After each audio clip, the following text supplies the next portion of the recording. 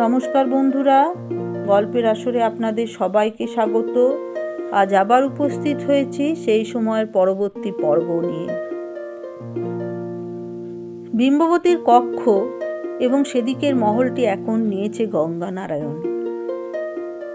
টানা অলিন্দে এখনো সার টাঙানো রয়েছে পাখির খাঁচাগুলি।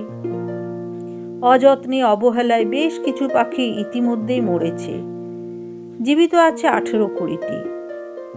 এতদিন পর কুসুম কুমারী আবার সেই পাখিগুলির ভার নিল। সে তাদের খাদ্য ও জল দেয়। প্রত্যেকটি পাখির সামনে দাঁড়িয়ে মাথা ঝুঁকিয়ে সুমিষ্ট স্বরে কথা বলে তাদের সঙ্গে। প্রকৃতি শূন্যতা সহ্য করে না। বিম্ববতী চলে যাবার পর কুসুম কুমারী এসে যেন তা আবার ভরে দিয়েছে। প্রথম কুসুম কুমারী লজ্জায় ঘরের বার হতেই চাইতো না। সরোজিনী ছাড়া আর কোনো নারী কথা বলতেও আসেনি তার সঙ্গে। সে ভেবেছিল এ বাড়ির অন্যান্য মহিলারা এ বিবাহ সুচক্ষে দেখেননি। কুসুম কুমারী বুদ্ধিমতী, সে জানতো এমনটিই হবে। বিধবা বিবাহের ব্যাপারে পাত্রপক্ষের বাড়িতেই প্রতিরোধ বেশি হয়। কুসুম কুমারী অবশ্য একথা জানতো না যে জোড়াসাঁকোর সিংহদের মতন এত খ্যাতিমান ও ধনী পরিবারে জনসংখ্যা বিস্ময়করভাবে কম। নিকট আত্মীয় প্রায় কেউ নেই বললেই চলে। হেমাঙ্গিনীর মৃত্যু হয়েছে, বিম্ববতী তীর্থবাসিনী হয়েছেন। সুতরাং এদের অবলম্বন করে যেসব দুঃসম্পর্কিত আত্মীয়রা থাকতেন তারাও ঝরে গেছেন এক এক করে। তিনতলায় হেমাঙ্গিনীর মহলে 4-5 জন বয়স্ক স্ত্রীলোক এখন রয়ে গেছে বটে, কিন্তু তারা সচরাচর নিচে নামেন না। বিধবা বিবাহকে তারা ব্যভিচারের নামান্তর বলেই মনে করেন। সুতরাং নববধূকে তারা অন্তরের সঙ্গে গ্রহণ করতে পারেননি। এ সংসারে হাল ধরবার কেউ নেই। সরোজিনী নিতান্তই বালিকা এবং তার বয়সী অন্যান্য বধূদের তুলনায় তার সাংসারিক বোধ আরও কম। তাছাড়া সে প্রায় পিত্রালয়ে থাকে। বিম্ববতী নেই বলেই তার যাতায়াত আরও অবাধ হয়েছে। তাছাড়া পিত্রালয়ে থাকায় তার পক্ষে এখন সুবিধাজনক। বরানগর থেকে মহাভারত অনুবাদের কাজ সেরে নবীন কুমার অধিক রাত্রে প্রায়ই জোড়াসাঁকো ফিরতে পারেন না। সে বাগবাজারেই থেকে যায়। এ সংসারে কোনো গৃহিণী নেই বলে ভৃত্যতন্ত্রই সব কিছু চালায়। পুরনো আমলের গোমস্তা দিবাকর এখনো রয়ে গেছে। দৈনিক বাজার হাট থেকে শুরু করে গৃহ মেরামত, এমনকি দোল দুর্গোৎসবের ব্যবস্থাও তার হাতে। বিদুশেখরের তীক্ষ্ণ নজর এবং খবরদারিও নেই, সেই জন্য দিবাকরের এখন রীতিমতন পোয়া 12। সরোজিনী থাকলে তার সঙ্গে গল্প করে কুসুম কুমারীর সময় কাটে। তাছাড়া তরু আর নীরু নামে 2টি দাসীকে সে নিয়ে এসেছে বাপের বাড়ি থেকে। কুসুম কুমারীর ভাই ও দাদারাও প্রায় তার খবর নিতে আসে। এই বিবাহে কুসুম কুমারীর পিত্রালয়ে সকলে খুব সন্তুষ্ট। গঙ্গানয়নের মতন পাত্র পাওয়া তো অতি ভাগ্যের কথা বটেই। তাছাড়া সিংহ পরিবারে কুসুম কুমারীর প্রতি অনাদর বা অযত্ন হবার কোনো সম্ভাবনাই নেই। আজ হোক কাল হোক, সেই তো এই সংসারের করতে হবে। দুর্গামণির কথা প্রায় মনে পড়ে কুসুম কুমারী। এ বিবাহের কথা দুর্গামণির কানে গেছে নিশ্চয়ই। এ সংবাদ শুনে বোধ হয় তার মতন আর কেউ খুশি হয়নি। কুসুম কুমারী আশা করেছিল দুর্গামণির কাছ থেকে একটি পত্র পাবে। না পেয়ে তার একটু উদ্বেগ হয়। দুর্গামণির কোনো বিপদ ঘটেনি তো? কুসুম কুমারী নিজেই একটা পত্র লেখার কথা ভাবে। লিখতে গিয়েও নিরস্ত হয়। ওই বাড়ির সঙ্গে কোনোরূপ যোগাযোগ রাখা সমীচীন কিনা সে বুঝতে পারে না। বস্তুত কুসুম কুমারী তার পূর্ব স্বামীর পরিবারের সকলের কথায় মন থেকে একেবারে মুছে ফেলতে চায়, একমাত্র দুর্গামণিকে ছাড়া। ওখানকার দুঃসহ দিনগুলিতে দুর্গামণিই ছিল তার একমাত্র ভরসা। দুর্গামণিকে পত্র লেখা উচিত কিনা এ সম্পর্কে সে গঙ্গানয়নকে জিজ্ঞাসা করার কথা ভেবেছে, কিন্তু বলি করেও বলতে পারেনি। কুসুম কুমারীর পূর্বজীবনের কথা একবারও উত্থাপন করেনি গঙ্গানয়ন। তাহলে কি সে প্রসঙ্গ কুসুম কুমারী নিজের থেকে তোলা উচিত? কুসুম কুমারী কিছুতেই মনস্থির করতে পারে না। এ ব্যাপারে তাকে পরামর্শ দেবারও কেউ নেই। অথচ দুর্গামণির জন্য তার মন কেমন করে। সে দুর্গামণির কোনো খোঁজ খবর নিচ্ছে না বলে নিজেকে তার অকৃতজ্ঞ মনে হয়। গঙ্গানয়ন সারাদিন ব্যস্ত থাকে। কলকাতায় তাদের বিভিন্ন হাউসের পরিচালকগণ ও খাতকেরা আর্থিক লেনদেনের ব্যাপারে নবীন কুমারের দেখা না পেয়ে তার কাছেই আসে। বিদুশেখরও যেন এ ব্যাপারে সম্পূর্ণ উদাসীন হয়ে গেছে। বাধ্য হয়ে গঙ্গানয়নকে দায়িত্ব নিতে হয়। ছোটকুর সঙ্গে দুচার কথা বলতে গিয়েও সুবিধা হয়নি। নবীন কুমার সব দায় তার জ্যেষ্ঠের স্কন্ধে চাপিয়ে দিতে চায়। তহবিল থেকে সে তার প্রয়োজনীয় অর্থ পেলেই হলো, কিভাবে অর্থাগম হবে সে সম্পর্কে তার কোনো দুশ্চিন্তাই নেই। ক্রমশ বিষয় সম্পত্তির ব্যাপারে গঙ্গানয়ন জড়িয়ে পড়ছে। যদিও তার মন এর মধ্যে নেই, ঐশ্বর্য ও সম্পদের প্রতি সে কোনরূপ মোহবোধ করে না। মামলায় জয় হবার পর গঙ্গানয়ন ভেবেছিল সে আবার ইব্রাহিমপুরে ফিরে যাবে, সেখানকার চাষিদের সাহায্য করবে। সে খবর পেয়েছে যে সেখানে এক সদাশয় ন্যায়নিষ্ঠ ম্যাজিস্ট্রেট নিযুক্ত হওয়ায় সেখানকার নীলকর সাহেবরা ইদানিং একটু ঠান্ডা হয়ে আছে। চাষিদের অধিকার প্রতিষ্ঠার এটাই উপযুক্ত সময়। কিন্তু গঙ্গানয়নের যাওয়া হলো না। তার বিবাহ এবং হরিশ মুখুজ্জের মৃত্যুর মতন দুটি ঘটনায় সব বদল হয়ে গেল। হরিশের মৃত্যুতে গঙ্গানয়নও খুব ভেঙে পড়েছিল, কিন্তু সে সামলে উঠতে পারল শুধু কুসুম কুমারীর জন্য। এতখানি জীবনে এই প্রথম গঙ্গানয়ন একজনকে পেয়েছে যার কাছে মন উজাড় করে দেওয়া যায়, যার সঙ্গে সব কিছু ভাগ করে নেওয়া যায়। সারাদিন গঙ্গানয়ন উৎসুক হয়ে থাকে কখন রাত্রিকালে কুসুম কুমারীর সঙ্গে তার দেখা হবে। এখন গঙ্গানয়ন কুসুম কুমারীতে সম্পূর্ণ নিমজ্জিত। যদিও তার বিবাহের পর 3 মাস কেটে গেছে, তবু এখনো গঙ্গানয়নের আদ্যরস হয়নি। উকিল, মোক্তার ও খাজাঞ্জিদের সঙ্গে কথা সারতে সারতে এক একদিন অনেক রাত হয়ে যায়। ওপরে উঠে এসে শয়নকক্ষের দ্বার ঠেলে গঙ্গানয়ন দেখতে পায় মেঝের ওপরেই উপুর হয়ে শুয়ে কুসুম কুমারী সেজবাতির আলোয় কোনো বই পড়ছে। বইখানির আকার দেখে সে বুঝেছে সেটি কোন বই। গঙ্গানয়ন একটুক্ষণ দাঁড়িয়ে দাঁড়িয়ে দেখে। এই তন্ময় পাঠিকাকে সে বিঘ্নিত করতে চায় না। তবু নারীগণের সহজাত প্রবৃত্তিকে কুসুম কুমারী অল্প সময়ের মধ্যেই ওপরে উপস্থিত টের পায়। সে ধর্মর করে উঠে আসে। তবু নারীগণের সহজাত প্রবৃত্তিতেই কুসুম কুমারী অল্প সময়ের মধ্যেই অপরের উপস্থিতি টের পায়। সে ধর্মর করে উঠে বসে। গঙ্গানয়ন নিয়ম করেছে যে রাত্রির আহার সে নিজের শয়নকক্ষে সেরে নেবে। রাত্রে সে ভাত বা আমিষ কিছুই খায় না। চিড়ে, মুড়ি, ফল, দুধ দিয়ে হালকা ভোজন সেরে নেয়। হিমালয়ে করে কিছুদিন অবস্থান করার পর থেকে আমিষ আহারে তার রুচি চলে গেছে। নেহাত কেউ পেরাপেরি করলে সে 2-1 টুকরো মাছ বা মাংস মুখে তোলে। যেমন কুর্তা পাতলুন সে পরতেই চায় না।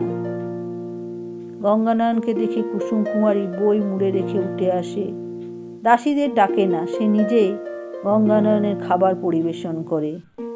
মেঝেতে গালিচার আসন পেতে সামনে একটু জল ছিটিয়ে দিয়ে সেখানে রূপোর থালাটি রাখে।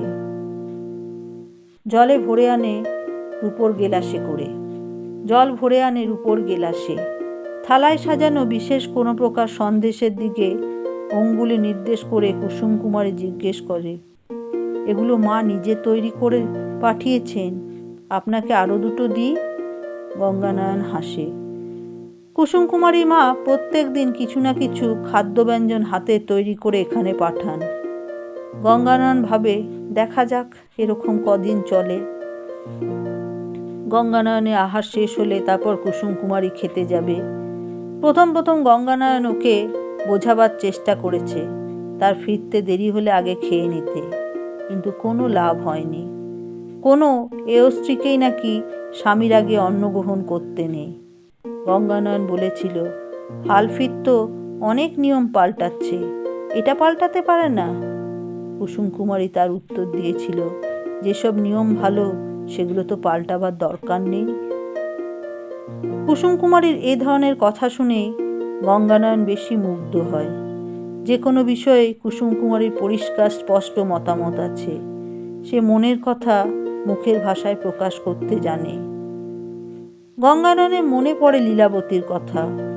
শুধু লীলাবতী কেন, অধিকাংশ রমণী তো নিছক ঘরোয়া কথা ছাড়া আর কোনো বিষয়ে কিছু বলতেই জানে না। প্রথা বিরুদ্ধ কোনো প্রসঙ্গ ওঠালে ও মা সে কি দিয়ে কাজ সারে। খাওয়া শেষ করে হাত মুখ প্রক্ষালন করে এসে গঙ্গানয়ন কুসুম কুমারীর বইটি খুলে বসল। কুসুম কুমারী আহার সেরে ফিরে এসে বলল, তুমি তো অনেকখানি পড়ে ফেলেছ, কেমন লাগছে? কুসুম কুমারী উৎফুল্ল মুখে বলল, ভারী ভালো, একবার ধরলে আর ছাড়তে ইচ্ছে করে না। তুমি সব বুঝতে পারো? তোমার কোনোখানে খটোমটো লাগে না? একটুও না? মাঝে মধ্যে একটা দুটো কথার মানে জানি না বটে, তবু সব বুঝতে পারি। আমি আগে কাশিদাসী পড়েছিলাম, কিন্তু তার সঙ্গে কত তফাৎ। সত্যি আমাদের ছোটকু এই একটা মস্ত বড় কাজ করছে। কতই বা বয়স হয়, আমার চেয়ে অন্তত 13-14 বছরের ছোট। এই বয়সেই গোটা মহাভারত অনুবাদের কাজ হাতে নেওয়া, কেমন সুন্দর ভাষা! আমাদের এই বংশে ছোটকু একটা প্রতিভা। ওর সঙ্গে তোমার ভালো করে আলাপ পরিচয় আছে? নীল চক্ষু দুটি স্থিরভাবে মেলে ওষ্ঠাধরে সামান্য হাসি মেখে আস্তে আস্তে মাথা দুলিয়ে কুসুম কুমারী বলে, না, তবে আগে দেখেছি আমার মিতিনির বর হিসেবে। গঙ্গানয়ন বলল, ও খুব ব্যস্ত, তবে আলাপ পরিচয় তো হবেই। তখন দেখো ও কেমন পাগল। সব সময় বড় কোনো কাজের চিন্তা মাথার মধ্যে টকবক করে ফোটে। মহাভারতের মোট 3টি খণ্ড প্রকাশিত হয়েছে এ পর্যন্ত। তা কদিনের মধ্যে কুসুম কুমারীর পড়া হয়ে যায়। আরও পড়ার জন্য সে ছটফট করে। এ বাড়িতে এসে অফুরন্ত অবসরের মধ্যে তার বই পড়ার নেশা অনেক বেড়ে গেছে, কিন্তু অত বাংলা বই সে পাবেই বা কোথায়? এক রাতে গঙ্গানয়ন ফিরলে কুসুম কুমারী জিজ্ঞেস করে, আপনাকে একটা কথা বলবো, আপনি রাগ করবেন না? গঙ্গানয়ন অবাক হয়ে গেল। কি কথা? তোমার উপর রাগ করবো কেন কুসুম? তোমার উপর রাগ করতে পারে এমন পাষণ্ড কেউ আছে? আপনি সারাদিন খেটে খুটে আসেন, তাই বলতে সাহস পাই না। এক একদিন একটু তাড়াতাড়ি এসে আমায় একটু পড়াবেন? আমি তো সংস্কৃত পড়তে পারি না, যদি আমায় পড়ে পড়ে বুঝিয়ে দেন। গঙ্গানয়নের শরীরে অকস্মাৎ রোমাঞ্চ আসে। স্বপ্নে দেখা বিন্দুবাসিনীর কথা মনে পড়ে। বিন্দুবাসিনী অভিমান করে বলেছিল, তুই আমায় মেঘদূত পড়াবি বলেছিলি, পড়ালি না তো গঙ্গা। এ যেন অবিকল সেই কণ্ঠস্বর।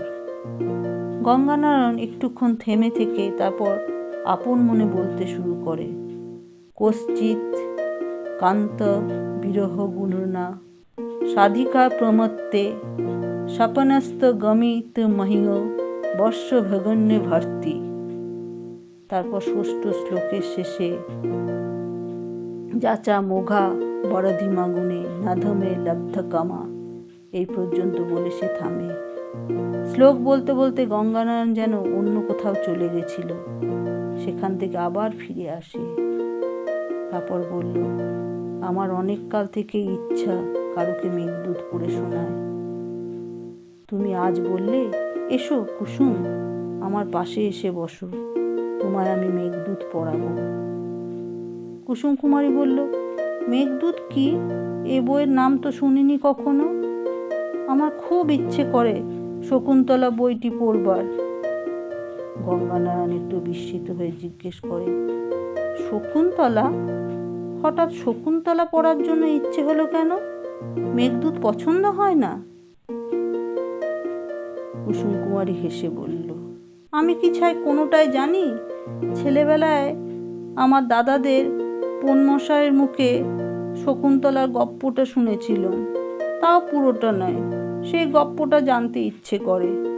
মেঘদূতের তো আমি নামই জানি না।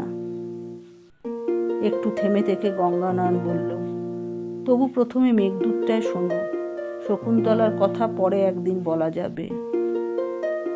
মেঘদূত গঙ্গানয়নের আগাগোড়া কণ্ঠস্থ, তার বই লাগে না। ফু দিয়ে সে সেজবাতিটি নিভিয়ে দিলে তৎক্ষণাৎ এক ঝলক জ্যোৎস্না এসে পড়ে ঘরের মধ্যে। কুসুম কুমারীর হাত ধরে সে নিয়ে আসে গবাক্ষের ধারে। শরৎকাল, এ সময় আকাশে কাশফুল বর্ণের লঘু মেঘ ভেসে বেড়ায়।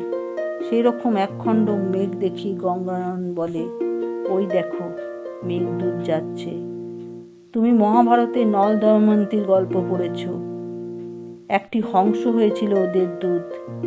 তেমনি রামগিরি পাহাড়ে এক নির্বাসিত যক্ষ সুদূর অলকায় তার প্রিয়াকে একটি বার্তা পাঠাবার জন্য একখণ্ড মেঘকে দূত হিসাবে নিয়োগ করেছিল।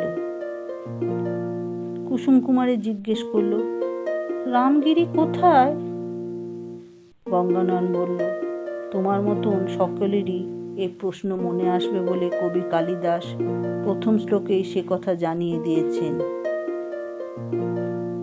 জনকতা স্নায়ু পুণ্যেদসু কেশু স্নিগ্ধ ছায়া তরুষু বসতং। জনকতনয়া মানে সীতা। বনবাসের সময় রাম আর সীতা এই রামগাড়িতে ছিলেন কিছুদিন। এখানকার জলে সীতা স্নান করেছিলেন বলে তার অঙ্গস্পর্শে জল পবিত্র। এখানেই সেই যক্ষ। ওই যক্ষের নাম কি? এটাই আরেকটা মজা। কালিদাস তার এই কাব্যের নায়কের কোনো নাম দেননি, অর্থাৎ এ যেন জগতের সমস্ত বিরোহী মানুষেরই মনের কথা। ধরো আমি যদি কখনো খুব দূরে চলে যাই, আমায় যদি কেউ নির্বাসন দেয়, তখন আমিও তোমার কথা ভেবে এমনভাবে বিলাপ করব। তারপর বলুন, আষাঢ়স্য প্রথম দিবসে মেঘামাশিষ্ট সানু। সেই অভিশপ্ত যক্ষ 8 মাস নির্বাসনে কাটিয়েছে। দুঃখে বিরহে রোগা হয়ে গেছে, হাত থেকে বলয় খসে পড়ে যায়। এরই মধ্যে এলো আষাঢ় মাসের প্রথম দিন। যক্ষ দেখল পর্বতের সানুদেশ আলিঙ্গন করে আছে একখণ্ড মেঘ। তার যেন মনে হলো এক পরিণত গজ বপ্রক্রীড়া করছে, অর্থাৎ এক খ্যাপা হাতি মেতে উঠেছে ভূমিখননের খেলায়। কি অপূর্ব সেই দৃশ্য! তখন সে মেঘকে ডেকে বলল, মেঘ কি মানুষের কথা শুনতে পায়? ঠিকমতো আকুতি দিয়ে ডাকলে নিশ্চয়ই শুনতে পাবে, যেমন ওই যক্ষের ডাক শুনেছিল। তাছাড়া কবিও বলে দিয়েছেন, যারা কামার্ত, চেতন অচেতনের প্রভেদ বোঝা তাদের কাছে আশা করা যায় না। বেশ কয়েকটি শ্লোক শুনবার পর কুসুম কুমারী বলল, ছাতে যাবেন? গঙ্গানয়ন আবিষ্ট হয়ে পড়েছিল। থেমে গিয়ে জিজ্ঞেস করল, ছাতে কেন? তোমার ভালো লাগছে না? কুসুম কুমারী গঙ্গানয়নের বাহুতে গণ্ড ছুঁয়ে বলল, ভীষণ ভালো লাগছে, এমন আমি কখনো শুনিনি। আপনি যদি এখন থেমে যান আমি মরে যাব। চলুন ছাতে যাই, সেখানে খোলা আকাশ, মাথার উপর দিয়ে মেঘ উড়ে যাবে। সেখানে বসে শুনতে আরো বেশি ভালো লাগবে। রাত্রি নিশুতি, সারা বাড়ি নিস্তব্ধ, সকলেই ঘুমন্ত। খুব সন্তর্পণে শয়নকক্ষ থেকে বেরিয়ে এলো কুসুম কুমারী আর গঙ্গানারায়ণ। পা টিপে টিপে উঠে এলো ওপরের সিঁড়ি দিয়ে, যাতে কোনো শব্দ না হয় এমন সাবধানে খুলল দরজা। শরৎকালীন আকাশ থেকে অল্প অল্প শীতশীতপাত হচ্ছে, ছাদ ঈষৎ ভিজে ভিজে, কিন্তু তা ওরা গ্রাহ্য করল না। ছাদে কতগুলি বৃহৎ মাটির জালায় জল ভরা থাকে। সেরকম একটি জালায় পিঠে ভর দিয়ে পাশাপাশি বসলো ওরা দুজনে। আজকে রাত্রিটিও বড় উপযুক্ত, কোমল মিহিন সুপবন বইছে। চোখ আকাশের দিকে তুলে তদ্গতভাবে গঙ্গানয়ন বলল, কোথাও নদীর তীরে তীরে চাপা ফুল ফুটে উঠেছে, কোথাও দাবাগ্নিতে বন পুড়ে গেছিল। হে মেঘ, তোমার বর্ষণে সেখানকার মাটি থেকে মধুর গন্ধ উঠছে, আর সেই গন্ধ শুকতে শুকতে ছুটে যাবে চিত্রল হরিণ। সম্পূর্ণ পূর্ব মেঘ সমাপ্ত করে গঙ্গানয়ন চুপ করল। কুসুম কুমারী বলল, থামলেন কেন? গঙ্গানয়ন বলল, আজ এই পর্যন্তই থাক। উত্তর মেঘ তোমায় কাল শোনাবো। খুব ভালো জিনিস, একদিনে বেশি গ্রহণ করতে নেই। যেমন ধরো মধু, একসঙ্গে যদি বেশি পান করো কষ্ট হবে।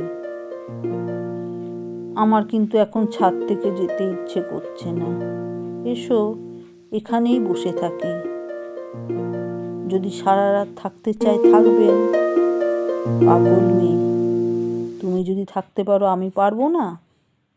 আমার ভীষণ ভালো লাগছে, এত ভালো যেন কষ্ট হচ্ছে বুকের মধ্যে।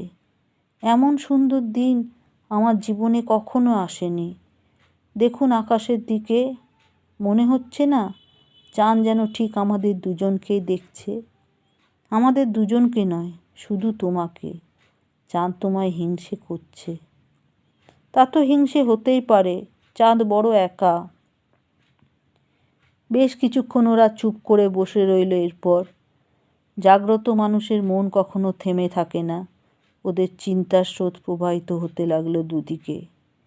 একসময় গঙ্গানারায়ণ পাশ ফিরে জিজ্ঞেস করল, কুসুম, তুমি একটা প্রশ্নের জবাব দিতে পারো? এই যে মানুষের জীবন, এর উদ্দেশ্য কী? কুসুম কুমারী বলল, জানি না তো, কখনো ভাবিনি। গঙ্গানয়ন বলল, এই কথাটা আমার এখন প্রায়ই মনে হয়।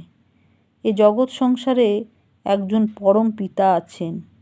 একদিন তার পায়ের কাছে যখন যাব, তিনি শুধোবেন, মানুষের জীবন পেয়েছিলে, সে জীবন চরিতার্থ করে এসছো, তখন কি উত্তর দেবে? আমি সামান্য মেয়ে, আপনি আমাকে এ কথা জিজ্ঞেস করছেন? তুমি সামান্য হবে কেন কুসুম? তোমারও মন আছে। জীবনের কি উদ্দেশ্য তা আমি জানি না। আসুন আজ থেকে আমরা দুজনে মিলে খুঁজি। এর উত্তর খোঁজবার জন্য আপনি একলা একলা আমায় ছেড়ে কোথাও চলে যাবেন না তো? কথা দিন। প্রশ্নটা শুনে প্রথমটায় যেন ভয় হয়ে উঠল, কিন্তু আর ভয় পাব না। আমিও খুঁজব, আমায় সাহায্য করবেন, বলুন। কথা দিলুম কুসুম। কুসুম কুমারী গঙ্গানয়নের পায়ে হাত রাখল। সে মৃদু জ্যোৎস্নালোকে গঙ্গানয়ন দেখল এই নীলনয়না স্নিগ্ধ কোমল কুমুদিনীর মতন মুখের মেয়েটি বিন্দুবাসিনী নয়, এ অন্য নারী। এ নিজস্ব চরিত্র প্রভায় আর অন্য কারোর কথা মনে পড়ায় না। গঙ্গানয়ন উঠে দাঁড়াতেই কুসুম কুমারী বলল, আপনি চলে যাচ্ছেন? এই যে বললেন। গঙ্গানয়ন দুহাত বাড়িয়ে বলল, এসো। কুসুম কুমারী উঠে দাঁড়ালো ও গঙ্গানয়নের আহ্বানে বক্ষ লগ্না হলো। গঙ্গানয়ন তাকে পাজা করা করে তুলে সিঁড়ির দিকে এগোতে এগোতে বলল, জীবনের উদ্দেশ্য যাই হোক, মানুষের একাকিত্ব বড় সাংঘাতিক। আমি অনেক দিন বড় একা ছিলাম গো কুসুম। এখন থেকে তুমি আমার সেই শূন্যতা সম্পূর্ণ ভরিয়ে দাও। বন্ধুরা, আজ এই অবধি। পরবর্তী পর্ব নিয়ে খুব শীঘ্রই উপস্থিত হব। যদি আপনাদের ভালো লেগে থাকে তাহলে দয়া করে লাইক শেয়ারও করবেন, ও যারা নতুন তারা সাবস্ক্রাইব করবেন। ধন্যবাদ।